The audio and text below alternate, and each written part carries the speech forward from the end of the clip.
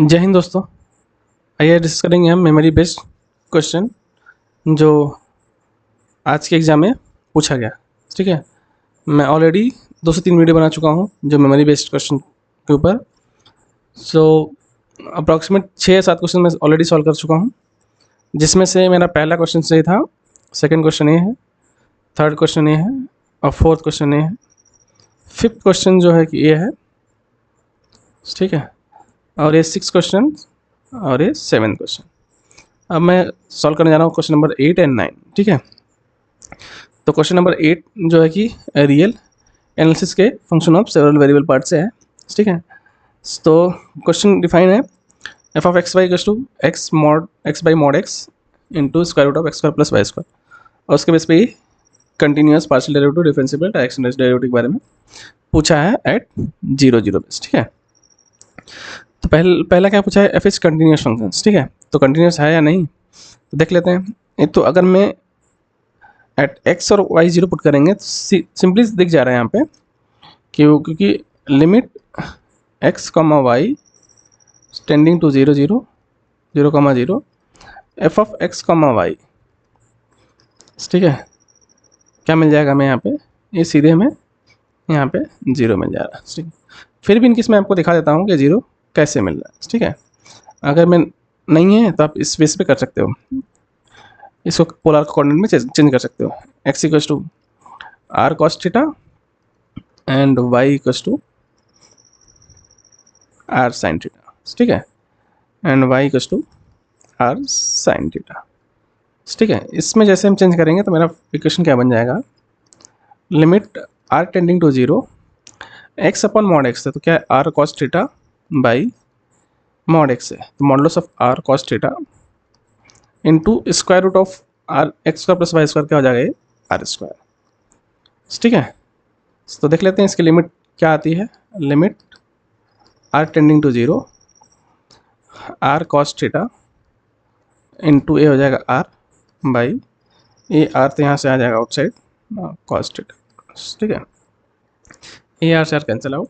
ठीक है, तो R cos theta by cos theta मतलब आर टेंडिंग टू 0 क्या हो जाएगा, ए टर्म क्या है, बाउंडेड टर्म है, तो ये टर्म क्या सीधे से हो जाएगा यहाँ पे 0। तो इससे क्या हो जाएगा, मेरा फंक्शन जो है कंटिन्यूस हो गया। क्या हो गया, कंटिन्यूस एट 0 कॉमा 0 पर।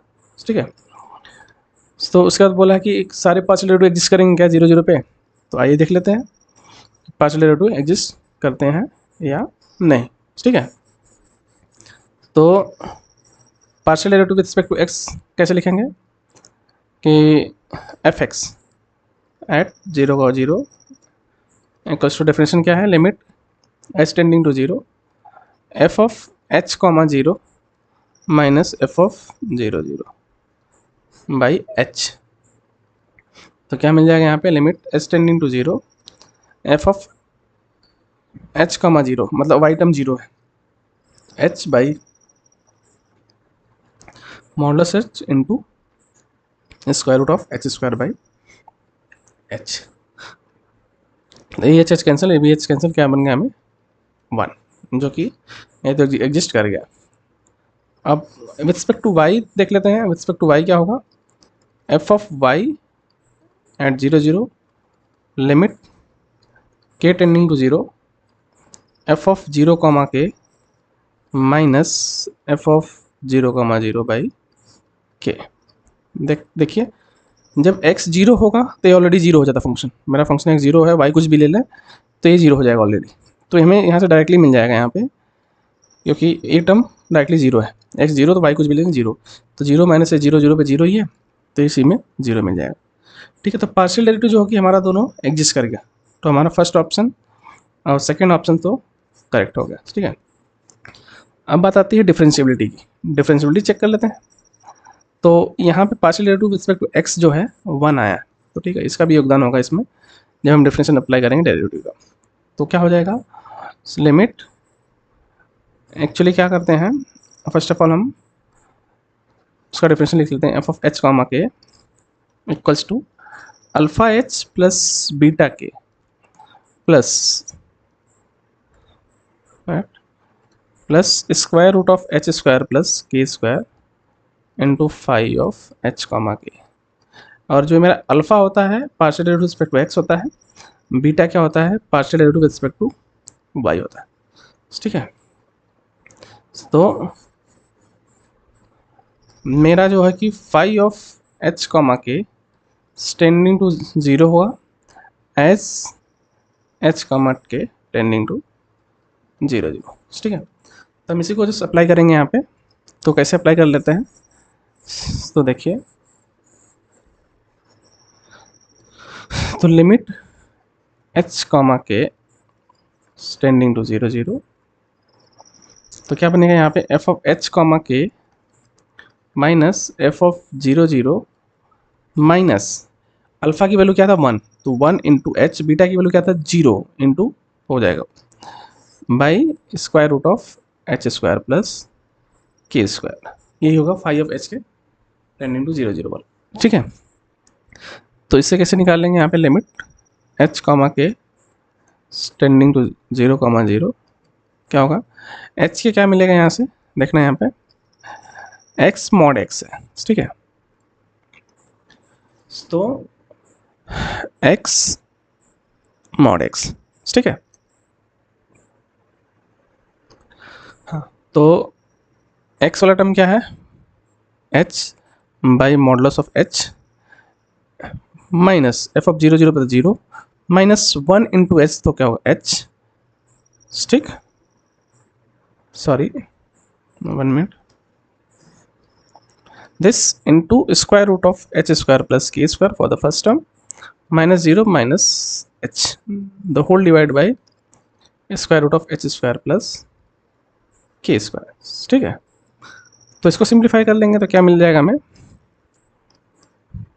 लिमिट h कॉमा के tending to zero comma zero, क्या मिल जाएगा यहाँ पे h square root of H square plus के square by modulus of H into H square plus के square minus H by square root of H square plus के square. ये term कैसे कैंसिल, अब देखो यहाँ पे जो ये टर्म बच रहा है H by modulus of H, ठीक है, तो इसकी वैल्यू जब पॉजिटिव में जाएंगे तो कुछ और आएगा, नेगेटिव में जाएंगे कुछ और, तो ये क्या होगी इसकी लिमिट क्योंकि यूनिक नहीं आएगी, क्या आएगी नॉट यूनिक। ठीक है, और सेम है ए भी इसकी लिमिट यूनिक नहीं आएगी। अगर मैं एच इक्वल्स टू हम एम इंटू के रख लेंगे, तो अगर मैं यहाँ पे हम एच इक्वल्स टू कुछ एम के पुट कर दे रहे हैं तो ए क्या कर जाएगा डिपेंड ऑन एम हो जाएगा। ठीक है, डिपेंड ऑन एम पे। ठीक है, तो इसकी भी लिमिट यूनिक नहीं आएगी, तो ओवरऑल क्या होगा लिमिट यूनिक नहीं आएगी। इट मीन्स क्या हो गया कि F is not differentiable eight zero comma zero. ठीक, क्योंकि इसकी लिमिट यूनिक नहीं आएगी तो इट मीन्स क्या होगा ये डिफरेंशिएबल नहीं होगा। ठीक है, तो बट यहाँ पे ऑप्शन में दे रखा है कि डिफरेंशिएबल, जो मुझे मिला है उसके अकॉर्डिंग मैं ऑप्शन बता रहा हूँ। नॉट डिफरेंशिएबल होगा तो आप टिक कर देना, यहाँ पे नहीं है तो इसलिए मैं इसको कैंसिल आउट कर रहा हूँ, ये डिफरेंशिएबल मेरे ऑप्शन में है। ठीक है, तो बोलते हैं डायरेक्शनल डेरिवेटिव एग्जिस्ट होगा कि नहीं है। नेक्स्ट क्वेश्चन है कि डायरेक्शनल डेरिवेटिव इसका एग्जिस्ट होगा या नहीं। ठीक है, तो आइए देख लेते हैं डायरेक्शनल डेरिवेटिव इसका एग्जिस्ट करेगा या नहीं। ठीक है, पहले डायरेक्शनल डेरिवेटिव का डेफिनेशन लिख लेते हैं। ठीक है, क्योंकि directional derivative at zero zero पे क्या होगा, यहाँ पे directional derivative at u at zero zero पे क्या लिखेंगे equals to limit H tending to zero f of h u one comma h u two minus F of zero zero by h. ठीक है, नो सॉरी यहाँ पे H ने कैसे लिख सकता हूँ by square root of h u one the whole square plus h u two the whole square. ठीक, तो आइए इसको हम लिखते हैं।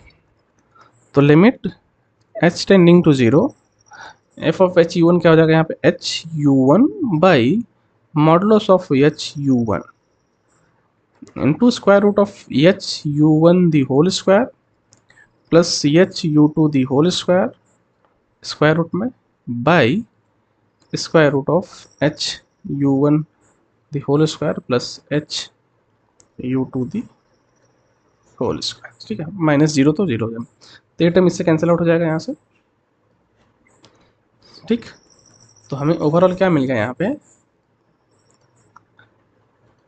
Equals to limit h tending to zero h u one by, यहाँ पे भी एच कैंसिल हो जाएगा तो मैं डायरेक्टली लिख देता हूँ यहाँ पे you one by modulus of you one. ठीक है, अभी ए भी u बाई यू वन, तो इसकी भी लिमिट क्या आएगी, नॉट यूनिक। ठीक है, इसकी भी यूनिक नहीं आएगी। अगर यूनिक लिमिट नहीं आई है it means Etah x derivative भी एग्जिस्ट नहीं करेगा एट जीरो जीरो। तो हमारा ऑप्शन ए भी डिस्कार्ड। तो इसके अकॉर्डिंग क्या होगा, हमारा ऑप्शन ए और बी ट्रू होगा, बाकी सी एंड डी ट्रू नहीं होगा। ठीक है, फिर भी इस क्वेश्चन में कुछ डाउट है तो आप कमेंट बॉक्स में कमेंट करके मेरे से डाउट पूछ सकते हो। ठीक है, तो नेक्स्ट क्वेश्चन है कॉम्प्लेक्स एनालिसिस। ठीक है, बहुत सिंपल सा क्वेश्चन है, तो और भी इंटीग्रेशन वाले पार्ट्स है। ठीक है, आई एम एन डिफाइन किया है 1/2 integral over modulus z equals to 1। ठीक है, it means a unit circle की बात हो रही। ठीक है, और क्या लिखा है, z raise to m by z raise to n d z. ठीक है, पहला ऑप्शन है कि I M N equals to 1 if और एम और एन की वैल्यू 1। अगर मैं एम और एन की वैल्यू इक्वल है तो मैंने यहाँ पे 1 ले रहा हूँ। अगर मैं 1 ले लूँगा तो यहाँ पे क्या हो जाएगा, सिंपली हो जाएगा, तो आई ऑफ 1,1 क्या हो जाएगा, मतलब एम एन की वैल्यू, सॉरी ऐसे लिख लेता हूँ यहाँ पे, एम एन की वैल्यू क्या हो जाएगी यहाँ पे 1/2 into integral of modulus of z equals to 1 और ये डी जेड। तो इसकी वैल्यू क्या आती है, यहाँ पे इसकी वैल्यू सीधे आ जाता है, यहाँ पे लेंथ क्या हो जाएगा यहाँ पे 2 पाई।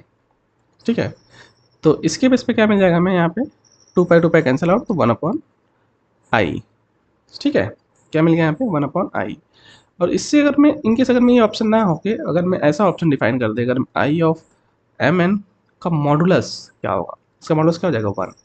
अगर मैं ऐसा ऑप्शन में गिवन होगा तो आप देख लेना। ठीक है, but I of m n की वैल्यू क्या आएगी हमें यहाँ पे, आई ऑफ एम एन की वैल्यू क्या आएगी यहाँ पे फर्स्ट केस के लिए 1/i, जो कि ये पॉसिबल नहीं है इस केस। तो first option discard. Second option क्या दिया है कि I equals to I M N equals to 1।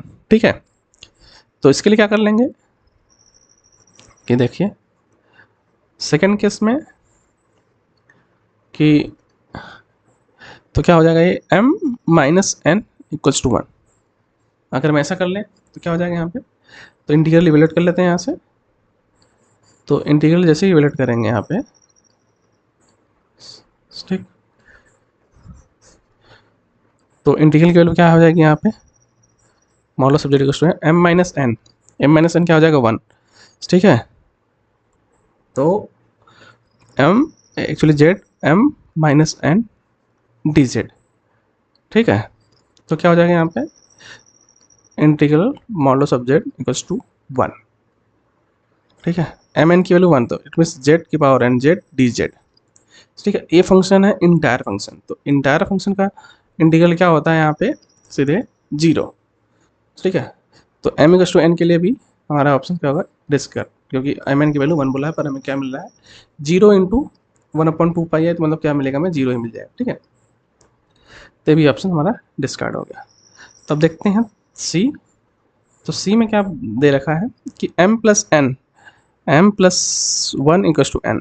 ठीक है, इसको लिख सकते हैं n minus m equals to 1। ठीक है, तो क्या मेरा इंटीग्रल आ जाएगा 1/z की पावर n माइनस एम। ठीक है, into d z and modulus of z equals to 1। ठीक, तो ये क्या हो गया integral modulus z equals to 1 और जेड ऑफ n माइनस 1 क्या होगा 1, तो 1/z डी जेड। ठीक है, ये तो है सिंपल पुल। तो सिंपल पुल का सीधे आंसर क्या होता है, अब सिंपल पुल का सीधे, और ए जो सिंपल पुल है उसका जो रूट्स लाई कर रहा है इसके अंदर, इसके लिए सीधे आती है 2 पाई आई, और ऑलरेडी मल्टीप्लाई क्या है 1/2 पाई आई, तो 1/2 पाई आई और इससे क्या हो जाएगा कैंसिल आउट होके मिलेगा 1। ठीक है, तो इस केस के लिए हमें क्या मिल गया 1। तो ऐसे कुछ और केस होगा तो हम उसको आसानी से चेक कर सकते हैं, ठीक है। फिर भी इनकेस आपको इस वीडियो में कुछ इस वाले क्वेश्चन में को डाउट लग रहा है तो आप कमेंट बॉक्स में कमेंट करके मैं से डाउट पूछ सकते हो, ठीक है।